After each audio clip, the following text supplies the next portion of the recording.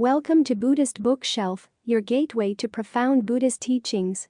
Today, we're excited to present The Awakening of Wisdom and Compassion, an enlightening 6-part audiobook series by the esteemed Venerable Master Chin Kung. This series takes you on a profound journey into the timeless wisdom and compassion central to Buddhism. Venerable Master Chin Kung's teachings offer invaluable insights on how wisdom and compassion can deeply enrich our lives and lead us to inner peace.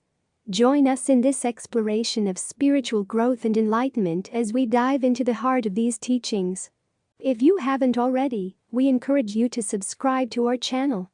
By doing so, you become a part of our growing community committed to spreading the wonderful teachings of the Buddha.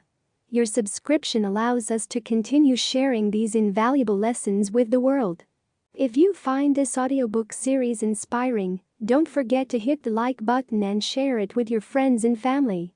Together, we can help make the teachings of the Buddha accessible to every human being, fostering understanding, peace, and compassion across the globe. Thank you for joining us on this enlightening journey, and let's work together to illuminate the path of wisdom and compassion for all.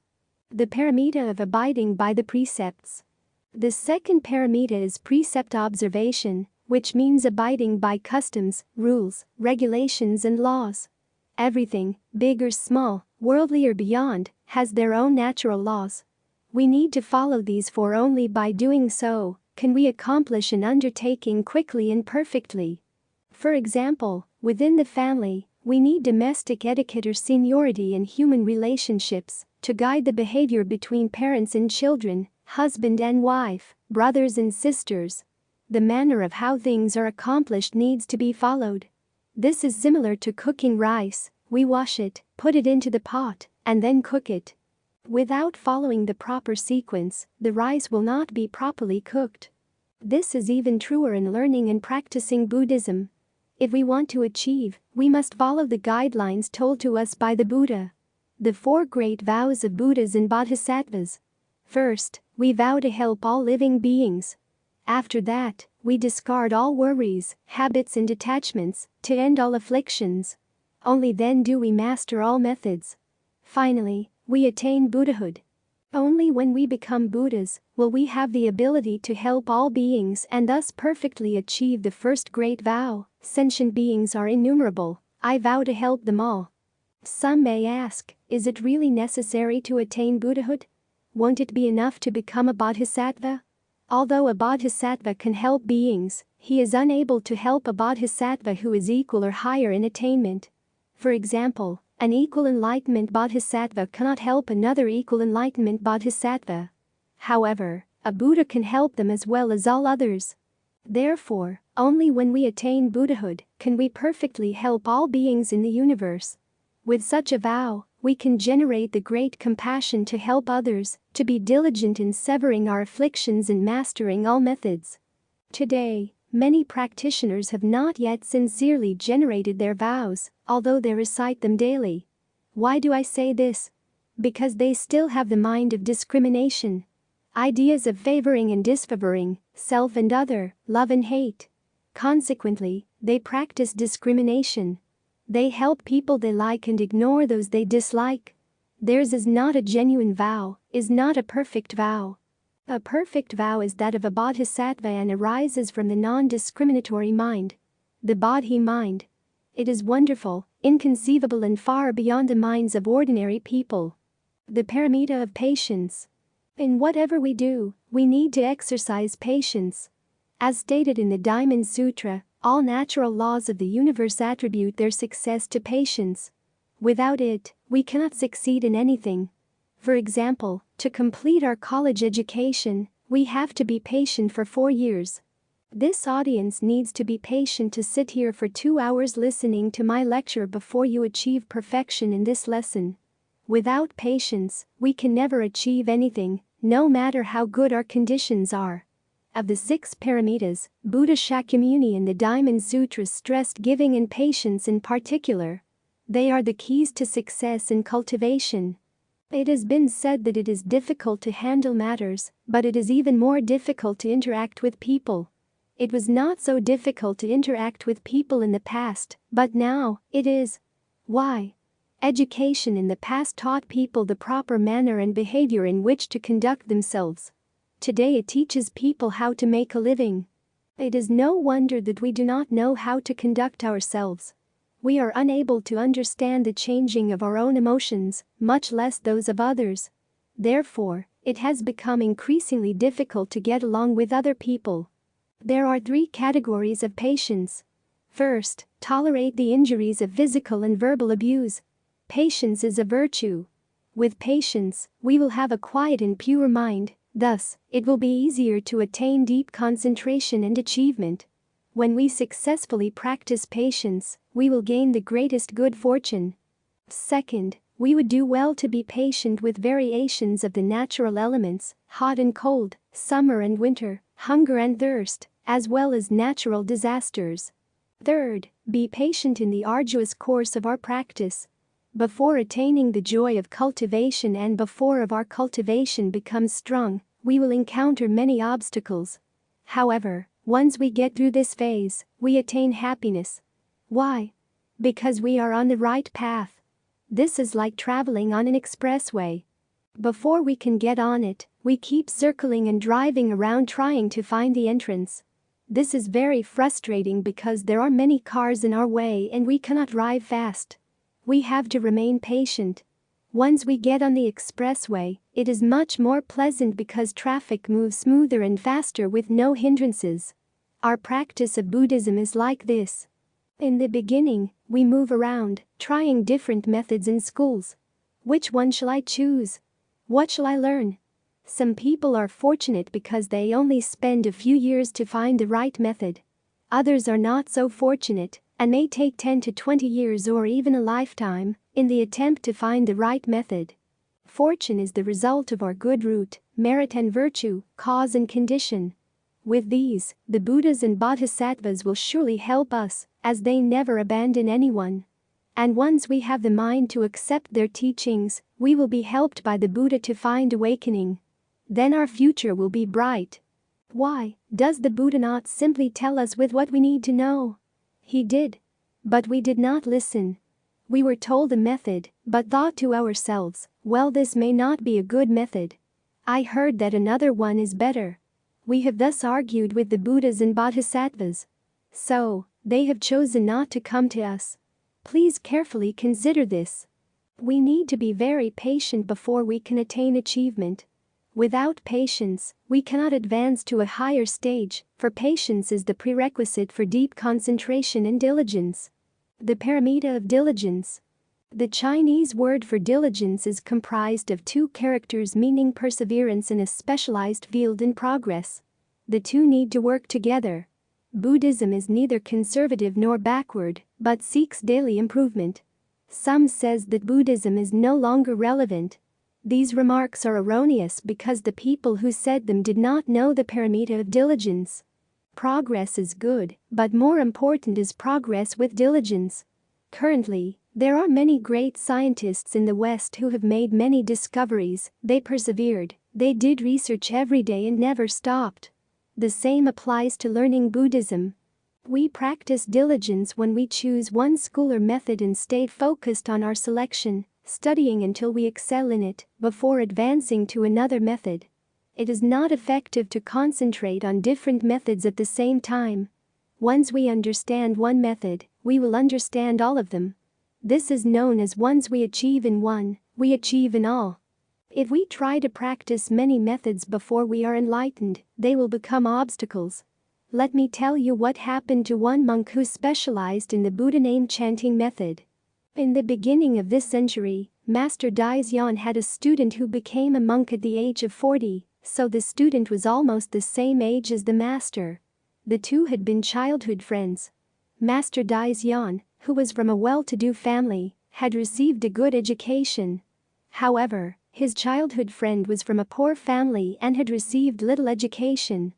When the friend grew up, he could only do manual labor and thus had a very difficult life. One time, he went to visit Master Daisyan. After staying at the temple for a few days, he told the master that he too wanted to become a monk.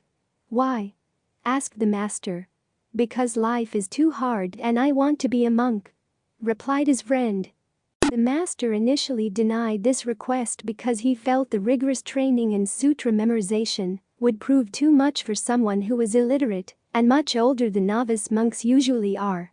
The other monks would look down upon his friend. Feeling everything would prove too much for his friend, the master denied the request. But the friend persisted, and so the master gave in. Master Daisyan said to him, "I will accept you as a monk. But I don't think you need to take the vows of abiding by the precepts, because you may not stand the rigor of the 53-day training. There are many deserted temples in the countryside. I will find you one to stay in." The master arranged for some practitioners to provide meals for the new monk. He then taught his friend to chant Namo Michuofo. Just recite this phrase over and over. When you are tired, take a rest. When rested, resume your chanting. I am sure that you will greatly benefit from this.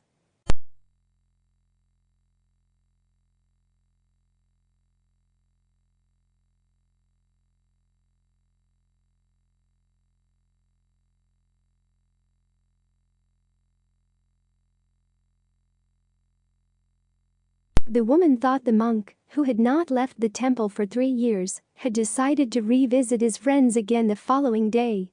The next day, she went by the temple to see if he had returned. She went to the temple and called.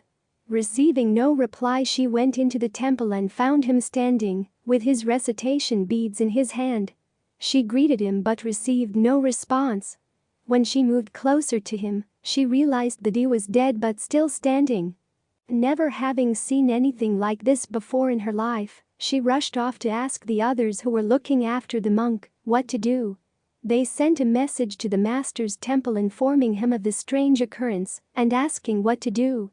Due to difficulties in traveling, it took Master Daisyan 3 days to arrive at his friend's temple. He understood that his old friend had been born into the Western Pure Land. He looked at the still standing dead friend and said admiringly to him, "You have proved that your decision 3 years ago to become a monk was a fruitful one. Not one of the Dharma masters or abbots at all the famous way places can match your achievement." For 3 years, the uneducated monk had done nothing but recite Namo Michuofo. His single-minded, ceaseless recitation had resulted in his achievement of being freed from the cycle of birth and death, and of being born into the Western Pure Land. The practice of diligence is important regardless of what we are doing. Whether chanting a Michuofo, sitting in meditation, chanting mantras, or studying sutras, we need to practice diligence.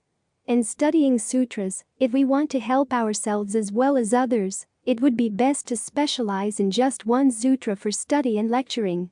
In this way, each time we study and lecture, we will reach a new state of mind, we will improve each time. A person who lectures on the Amitabha Sutra for 10 years will become Buddha Amitabha. A person who lectures on the Universal Door chapter for 10 years will become Great Compassion Bodhisattva. A person who tries to learn 10 sutras in 10 years will become a jack of all trade and a master of none. Now we can see how important diligence is. Years ago, when I was a professor at the Buddha Light Temple, a Buddhist university in Taiwan, I recommended to the principal that each student specialize in only one single sutra. This way in 10 to 20 years, your Buddha light will shine over the entire world. However, my idea was not accepted. If it had been, we would now have many experts giving Dharma talks. What a wonderful accomplishment that would have been. In this way, people who wanted to talk on the Amitabha Sutra would have Buddha Amitabha to speak. People who wanted to talk on the Earth Treasure Sutra would have Earth Treasure Bodhisattva to speak. Every graduate from the university would have become an expert. Only in this way can Buddhism become widely accepted. So, I hope that all those who give Dharma talks will become experts instead of general scholars. For while such students appear to be knowledgeable in many areas, but actually they are incapable of mastering anything. On the contrary, students who specialize exclusively in one subject will turn out to be versatile experts. All the Buddhas and Bodhisattvas are versatile, but they all concentrate on their respective teaching. To be diligent is to delve deeply into one method. The virtue and benefits of practicing the paramita of diligence in this way are infinite. The paramita of deep concentration. The fifth paramita is deep concentration, which includes the concentration levels practiced within the heavenly realms and beyond. The concentration of the heavenly realms is comprised of 8 levels. If we succeed in our cultivation of them, we will be born into the higher heavens. Beyond the heavenly realms, deep concentration is found in the realms of Arhats and Mahayana bodhisattvas. Finally, the highest level of concentration is that practiced by all Buddhas. The key to all methods of practice lies in deep concentration. It is a mistake to think that only Zen Buddhism practices deep concentration. Pure Land Buddhism uses Buddha name chanting to concentrate the mind. Tiantai Buddhism practices tranquility and contemplation, which is another form of deep concentration. Esoteric Buddhism uses the 3 mystic practices, the 3 karmas of body, speech and mind, corresponding to those of the Buddha. So, although different schools use different terms, they all practice deep concentration. Therefore, in the 6 paramitas, concentration encompasses the above forms as well as all the phenomena in our daily lives. What is this concentration? Being the master of our mind. We have goals, which will never be changed or influenced by the environment. Scientists succeed in their research because they do not allow themselves to be distracted by other concerns. So, they attain a scientific concentration. When we successfully practice the Buddha name chanting method, we will attain the Buddha name chanting samadhi, as did Master Daison's student. If we are able to endure, we will become patient and thus be able to persevere in progress, and thus attain deep concentration, which is the essence of our practice.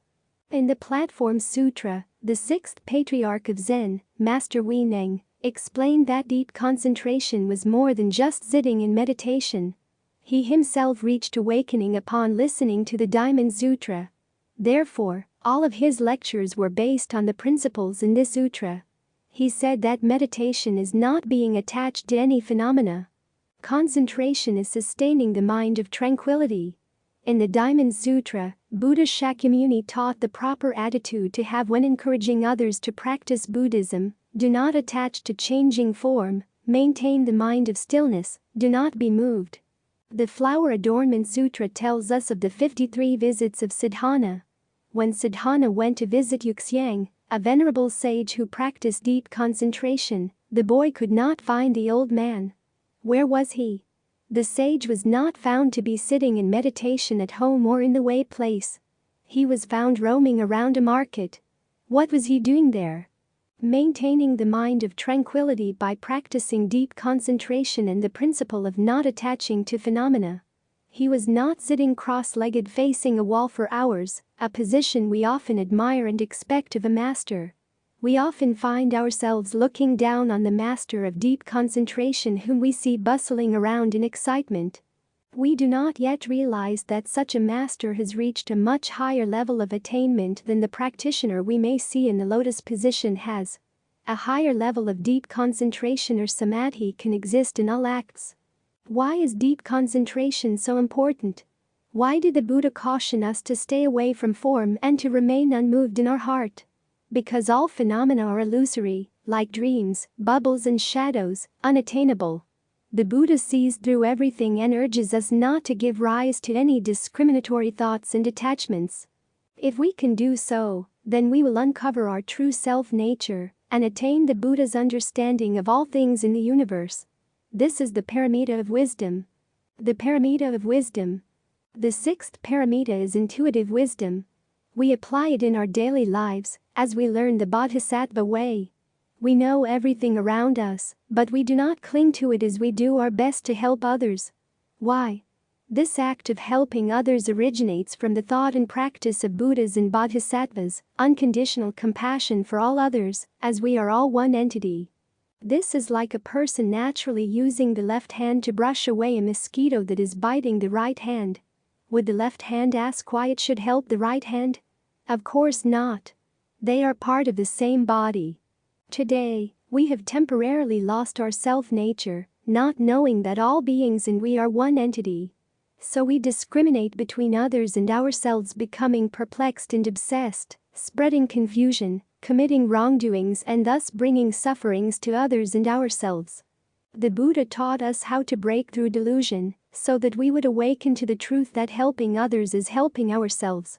Such a heart of compassion is unconditional because it originates from understanding of unconditional compassion for all others, as we are all one entity. In conclusion, everything has its own methods and continuity. This is abiding by the precepts. With endurance and perseverance, we will have patience. To specialize without slacking is diligence. To be master of our mind and not to be swayed by external condition is concentration. To thoroughly understand all phenomena is wisdom. Therefore, the Buddha taught us to adopt the 6 paramitas of giving, abiding by the precepts, patience, diligence, deep concentration and wisdom into our daily lives. In this way, we will be practicing the Bodhisattva way. It is a mistake to think that once we have accepted the Bodhisattva precepts, we will automatically become a Bodhisattva. If we are ignorant of the 6 paramitas and thus cannot apply them, then even if we have accepted the Bodhisattva precepts, we will be no more than clay idols unable to even help ourselves. The 10 Great Vows of Universal Worthy Bodhisattva. Only when we have applied the first 4 of the 5 guidelines, the conditions, the 6 principles of harmony, the 3 learnings and the 6 paramitas, will we truly be a student of the Buddha and be close to Bodhisattvas. Based on the foundation of the 6 paramitas, we can progress to the next level of our practice, which is comprised of the 10 Great Vows of Universal Worthy Bodhisattva. These vows were taught to us by the Buddha in the Flower Adornment Sutra. This is the last stage of our cultivation leading to Buddhahood. We cannot practice the 6 paramitas and advance to the 10 Great Vows until we have fulfilled the first 4 guidelines. The main characteristic of Universal Worthy Bodhisattva is an immeasurably broad and compassionate heart. Every one of his vows is complete and perfect. The first vow: to pay respect to all Buddhas. Who are Buddhas? We read the Flower Adornment Sutra, sentient or insentient, all attain wisdom. So all beings that have self-awareness and all things such as plants and minerals are Buddhas to be. With respect for all beings and things, not just the present Buddhas, we will foster the heart of Universal Worthy Bodhisattva. His heart is different from that of most Bodhisattvas. Buddhist practitioners are respectful to the Buddha, but this respect may not be completely sincere. Why not? If we are listening to a lecture, but suddenly think of an important appointment or have a call on our telephone or pager, what will we do? We will leave the hall immediately, go to attend to business or the telephone call. So, our respect and belief are not genuine. If we were truly sincere and respectful, we would regard attendance at the lecture as our prime concern. But in fact, if we are listening to a talk on the sutra and someone tells us that there is a business opportunity that will us make $1 million, we will immediately leave the lecture hall. Our respect and belief are not genuine enough. The profound respect of Universal Worthy Bodhisattva is perfectly genuine, regardless of whether it is for Buddhas, sentient beings or insentient objects. Why? He understands that they all have a Buddha nature. Therefore, offending a sentient being is offending a Buddha. Thus, we too should respect all beings. Then how do we act towards tables and chairs? They are also to be respected as beings, for everything is the result of the joint force of all causes. What is the right way to show respect for all things? Prostrate to it 3 times a day? No, that is the way of a Buddhist idiot. To show respect to material objects, we just keep them orderly and clean. For example, books go neatly into a bookcase. When doing something, we are earnest and responsible, trying to do it the best we can. We treat people, matters and objects with equal respect. This is the virtuous way of Universal Worthy Bodhisattva. This is the expanded and perfected way of the 6 paramitas, and therefore the most perfect and effective way for Buddhist cultivation. The second vow: to praise the thus come one. The second vow is to praise the thus come one. Since the first vow is to respect all Buddhas, why don't we rephrase them as one, praise and respect all Buddhas? There is a profound meaning within these 2 vows. Respect all Buddhas applies to behavior. When considering the form, We are to show respect for everybody, regardless of whether they are good or bad. Also, we are to respect all laws whether they are accepted or heretical. Praise the thus come one applies to nature. So, there is a difference. We admire the good but not the bad, although we respect the latter as well. And therein lies the difference. In the Flower Adornment Sutra, Siddhana understood this very well. He respected and praised nearly every one of the 53 spiritual guides he visited. However, 3 of them he respected but did not praise: Fasimijuo, Shengrapaluman, and Ganlayuoing. The first was a prostitute and symbolized lust or greed. The second was a heretic and symbolized ignorance. The third was hot-tempered and symbolized anger, punishing those who caused him the slightest offense by plunging them into boiling oil or driving them into a hill of daggers. These 3 symbolized the 3 poisons of greed, anger and ignorance. To Siddhana, the 3 were to be respected but not praised. So, we see that praise is linked to virtue. Only good characteristics and accepted laws deserve praise. But we still respect all beings and things because respect reflects purity of mind and the virtue of respecting others equally. We respect heretical beliefs while we praise accepted ones such as Christianity, which helps raise people to the heaven realms. This is not achieving the perfect, complete enlightenment, but it is infinitely better than heretical beliefs that will lead people to fall into the 3 lower realms. So, we praise Christianity. However, we never praise cults for they encourage people to commit wrongdoings. We can see that there is a big difference between the first and second vows, although both come from a pure and perfect intention. The third vow: to make offerings extensively. The primary characteristic of universal worthy bodhisattva is an immeasurably broad and compassionate mind, which in Mahayana Buddhism is considered as the perfect function of the self-nature. Ordinary bodhisattvas have seen to their self-nature, but it is partial, not perfect. Only the virtuous character of universal worthy bodhisattva is perfect. All his vows are directed to all beings in the universe.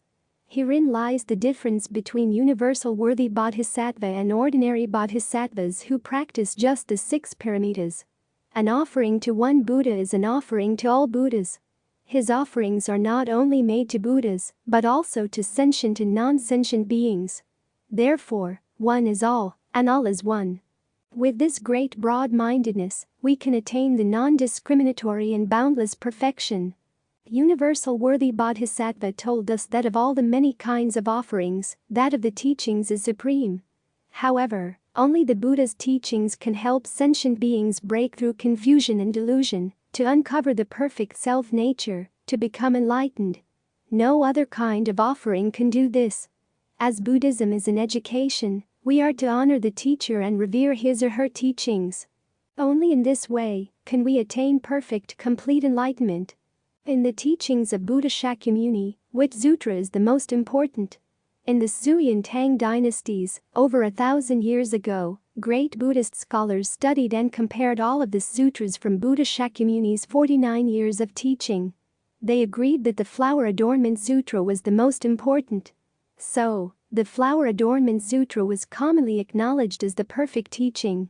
The scholars then made comparisons between the Infinite Life Sutra and the Flower Adornment Sutra, and concluded that the Infinite Life Sutra was higher than the Flower Adornment Sutra. They explained that the Flower Adornment Sutra and the Lotus Sutra are the 2 most important. In Chinese Buddhism, they are called the first vehicle perfect teachings. Both function as the guide to the Infinite Life Sutra. Therefore, the Infinite Life Sutra is really the number 1 teaching. When I first read this, I was very pleased because it agreed with my personal experience. It was the Flower Adornment Sutra that guided me to Pure Land Buddhism. I lectured on this sutra for 17 years. Later, I only lectured on the chapter of Universal Worthy's conduct and vows from the Flower Adornment Sutra. During these 17 years, I deeply comprehended the meaning of the 10 great vows of Universal Worthy Bodhisattva in guiding beings to the Western Pure Land. This Pure Land is the essence and the final destination of the Flower Adornment. From this experience, I realized that the ancient masters were right. So we know what is the best and most important among all of Buddha Shakyamuni's teachings. However, it was only after Mr. Lianzhu Xia, a Buddhist layman, edited a compilation of the 5 versions of the original translations of the Infinite Life Sutra that we could enjoy a perfect benefit. The great project of editing such an extensive literary collection demonstrated that Mr. Xia was not an ordinary person, but rather the manifestation of a great bodhisattva. This great being felt compassion for the sentient beings in our world, which revealed that the opportunity for many beings to attain Buddhahood had matured. Thus, he manifested in our world to compile the sutra versions and propagate the Pure Land method during our Dharma ending age. When I visited Beijing, a student of Mr. Xia presented me with a photo of his teacher. Upon returning to Taiwan, I printed an enlarged copy of the photo. Although it is not very clear due to repeated duplications, an amazing phenomenon is apparent. Behind Mr. Xia's head the image of a Buddha appears. Light is emitting from this image as well as from below his shoes. Although the photo has been reduplicated many times, we can still clearly see that the image over Mr. Xia's head is that of a Buddha sitting on his lotus seat. We placed the photo in a prominent position to express our gratitude to this great bodhisattva for having given us such a gift and for guiding us in our cultivation and propagation of Buddhism. The Infinite Life Sutra is the most important sutra for helping all beings to attain Buddhahood. It contains 48 chapters. Which chapter is number 1? Of all the chapters, chapter 6 is the most important. It tells us of Buddha Amitabha's 48 vows. When we read the Infinite Life Sutra, we see that Buddha Shakyamuni accorded with these vows when he introduced the history and background of the Pure Land. Which of these vows is number 1? The great scholars and monks in ancient China agreed that the 18th vow is number 1. It tells us that 10 recitations of Buddha Amitabha's name will result in birth into the Pure Land. In my early years of study, I questioned whether the Buddha had the ability to help a person to immediately become a Buddha, even if they were doomed to birth in the Avisi hell, the lowest of the hell realms. If Buddha was unable to accomplish this, then his wisdom and ability were limited, and saying that he had all virtues and perfect abilities was a compliment rather than a fact. However, if the Buddha was capable of helping such a person become a Buddha, then I would believe that he was really perfect in wisdom and capable, and thus worthy of our admiration. This question remained unanswered until after I read the 48 vows of Buddha Amitabha in the sutra. Then I realized that the Buddha's wisdom and virtuous character are indeed perfect and universal. The Buddha is indeed capable of helping a person who has committed serious offenses to become a Buddha. The question lies in whether or not the person believes and accepts. If not, then the fault lies with the individual, not the Buddha. So, after reading the Infinite Life Sutra, we know that anyone who sincerely practices the recitation method will surely succeed. In the earlier example of Master Daisyan and the student who so successfully chanted Namo Amichuofo for 3 years, the student knew in advance when he would be born into the Pure Land. He told the woman who brought his food daily that she need not bring it the following day. After he passed away from this world, he remained in a standing position for 3 days, waiting for his master to come to make final arrangements. His birth into the Pure Land was into the highest level. His accomplishment is proof of the 18th vow, which explains to us that this birth can be accomplished with just 10 recitations of Amitabha. Anyone who firmly believes in this method surely has good roots, great merits and virtues. The Infinite Life Sutra explains that the monk's rebirth after such a short time of practice was due to his having made offerings to innumerable Buddhas in previous lifetimes. As a result, he was able to believe and practice. Without his good roots from previous lifetimes, he would not have been able to believe regardless of what his teacher had said. The name of Buddha Amitabha contains infinite meanings. It is the name of the universe, so it includes everything. If we want to know the meaning of the name, we can read the Infinite Life Sutra, the explanation of the name. If we want to understand the Infinite Life Sutra, we can read the Flower Adornment Sutra, for it is a detailed explanation of the Infinite Life Sutra. If we want to understand the Flower Adornment Sutra, we can read the entire Great Canon, for it is the detailed explanation of the Flower Adornment Sutra. By using this method to understand the sutras, we will know that the merit and virtue of the name of Buddha Amitabha are truly extraordinary. This name alone contains all of Buddhism as well as all laws throughout the universe. Therefore, to chant this name is to chant all sutras. During the reign of Emperor Qianlong, there was a famous monk in Guanding. Among his many works is the Directory to the Visualization Sutra, which tells us that when we seek escape from disasters, we can resort to reciting sutras, chanting mantras or drawing divination slips. However, if a person has committed grave wrongdoings, then the only thing that will work is to recite Namo Amichuofo. From this, we understand that this is the best method to follow when facing disaster. Many people do not know this, so they resort to other methods. Therefore, a person who is ill may recite the Medicine Master Sutra, and when faced with disaster, may recite the Universal Door chapter. This person does not know that the merits and virtues of Buddha name chanting make it the number one method. Then why didn't Buddha Shakyamuni tell us so directly? Why did he teach us so many sutras and methods? Because many people do not believe in the Buddha name chanting method. So, he kept the finest method for last. This is similar to what we see in the Taiwan Palace Museum. Most people consider the beautiful jade collection of the Qing dynasty to be more valuable than the bronze ware, which resembles pieces of metal, not realizing the bronze ware is the most valuable part of the collection in the museum. Similarly, most people do not realize the true value of Buddha name chanting. So, the Buddha had to teach all the sutras to guide sentient beings to the Pure Land. Master Shandao told us that the only purpose for all Buddhas to manifest in the world is to tell us of the original vows of Buddha Amitabha. Today, we can truly understand, cultivate and propagate the Pure Land method. Truthfully, this is due to the support of the Triple Jewels. Also, the opportunities today for sentient beings to achieve attainment are very good. In the past 5 to 6 years, millions of copies of the Infinite Life Sutra have been printed and spread throughout the world. I have traveled around the world introducing and recommending this sutra. Many people have liked and accepted it. Seeing you here working and practicing so earnestly, I am very pleased and feel that my hard work has been rewarded. Therefore, if we can practice and widely propagate this method, then I can say that we have perfectly fulfilled the vow to make offerings extensively. The methods used by Buddhas and Bodhisattvas are infinite in number. They are the display of great compassion and lead to birth into the Pure Land.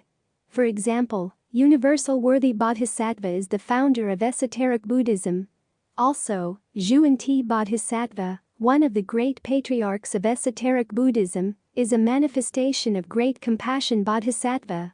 Both Universal Worthy Bodhisattva and Great Compassion Bodhisattva urge us to seek birth into the Western Pure Land. We ordinary people discriminate between Chinese and esoteric Buddhism, but Buddhas and Bodhisattvas with their perfect freedom and non-discriminatory minds do not discriminate among the different schools. All 84,000 methods lead to the same goal. With this understanding, we will naturally respect all methods in schools. This is the end of this episode. We will pick up the rest in next episodes. A friendly reminder, your engagement through likes, shares, and subscriptions plays a pivotal role in disseminating these profound teachings, extending their reach to touch the lives of innumerable individuals in pursuit of enlightenment and inner tranquility. We sincerely thank you for embarking on this enlightening journey with us, united in our mission to make the profound teachings of the Buddha readily available to all who seek them. Buddhism's timeless wisdom carries the potential to illuminate minds and bring solace to countless souls. Your participation is not just an act of support for our channel, but a contribution to a broader cause: the dissemination of enlightenment, compassion, and peace. Together, we can bridge the gap between seekers and the invaluable teachings of the Buddha, breaking down barriers and making these teachings accessible to people from all walks of life. Every like, every share, and every subscription strengthens this bridge, fostering a world where the wisdom of the Buddha can bring solace, understanding, and harmony to an ever-widening audience.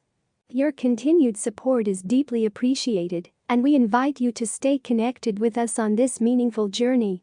Let's unite in our efforts to ensure that the radiant teachings of the Buddha touch the hearts and minds of all who yearn for them.